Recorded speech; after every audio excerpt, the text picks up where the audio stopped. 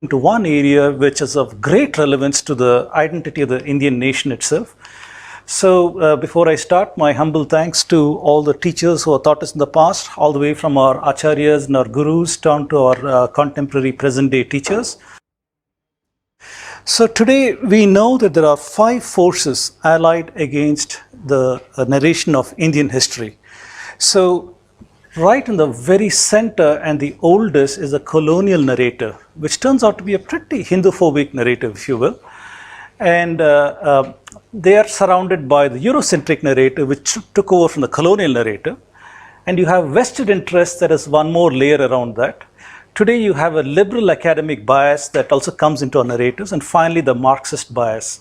So these are the 5 forces that are today acting upon the narration of Indian history. Most of us are not aware of it, but it impacts our identity pervasively. And today when you look at what's happening in India, that there are riots that have been engineered all over the country, you need to sit and ask, so whose country is it? What is our identity as Indians? So these questions become all the more relevant when you take it how we are described in common narrations. So I'm saying that history plus ideology results in a subversion of our true identity. So today if you ask a common Indian, maybe a student from the road, what is your identity as an Indian? They would have no idea. They would not be able to connect to anything in the past. They'd probably say we are some mix of Bollywood and cricket and maybe some Mughalai dishes, and that's about it. That's our identity as Indians. But it's such a corruption and such a ignorant level of where we actually are, and we'll try to address these things. So I've addressed these at length in my previous talks, so I'll quickly go through that. Why was Indian history distorted? Well, the early colonial historians were motivated by a desire to uphold the biblical chronology. Then the linguistic analysis of Indo-European languages led to something called a Proto-Indo-European homeland in Central Asia, and that gave rise to something called the Aryan invasion theory. And as a corollary of that, somebody called Dravidians is assumed to be different people from the Aryans. And the missionary desire was there to convert the southern Indians. Let's not forget where they first landed, in Tamil Nadu and places like that.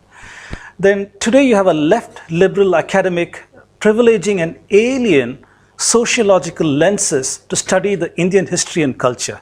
So today you have people who come with postmodernism, feminism, and a whole lot of other alien lenses to look at ourselves and reinterpret everything in the Indian context in these alien ways. They privilege these things when they talk about Indian history and culture. Finally, we also have deep-rooted in the Indian context the Marxist desire to subvert the Indic identity, because they believe change can only come on the back of a revolution, and that's by destroying the old order. The old order in India is the Indic Dharmic civilization. By destroying that, change can come about. So that their deep desires there are underlying all of these things. So I come with a very analytical way of looking at things. So I ask, whenever we do any kind of analysis, we need a model. And you do that every day. Every day when you do any kind of analysis, you probably have a model of where you want to go. You validate that model and try to see, does that model work well? So I say that if you have a model-based approach, a good model must accommodate all the evidence coherently with little or no conflict. And I'm saying that in the context of Indian history and culture, we got things like archaeology, genetics, climate records, epigraphy, coins, literature, oral records, foreign traveler accounts, and world timelines, astronomy, sciences, scripts, grammar, language, paleontology, and religion, philosophy. So many things are there, data points are there. And our desire is to find out, can all of these things fit into a model